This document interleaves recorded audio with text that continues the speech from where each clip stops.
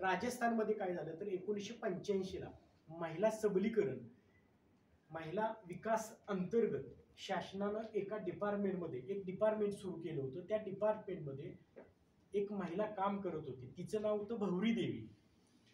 तर त्या भवरी देवीनं काय केलं होतं, तर त्या भवरी देवीनं काय केलं तर काम सुरू केलं. काय काम प्रामुख्यानं होतं की राजस्थानमध्ये महिलांवरील होणारे अत्याचार आणि बालविवाह, most of the burning question of the Rajasthan is the child marriage, हे रोखणं तिच्या पुढे सगळ्यात आव्हान होतं.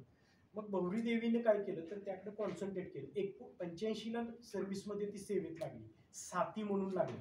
तिचं जे पद होतं ते साथी म्हणून होतं.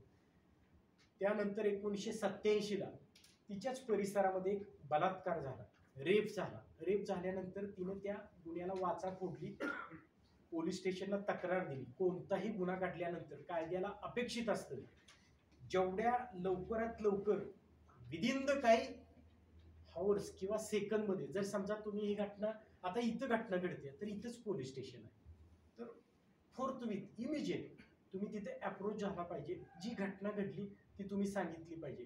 कायद्याला हे का अपेक्षित आहे, कारण का तर तुमच्या इथं घटना घडली, घडल्यानंतर ज्याच्या बाबतीत घटना घडल्या तर त्यानं म्हणजे ज्यानं ती घटना घडवल्या त्याचा जो विरोधक असतो तो परत तुम्हाला अप्रोच होऊ शकतो आणि तुमच्या घटनेमध्ये आणखी काहीतर ऍड करून ते आणखी कसा तो माणूस जास्त अडकल म्हणून ती घटना लवकरात लवकर द्यायची असते.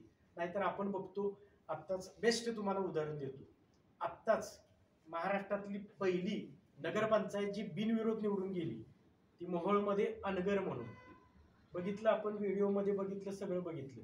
राजन पाटील माजी आमदार तिथले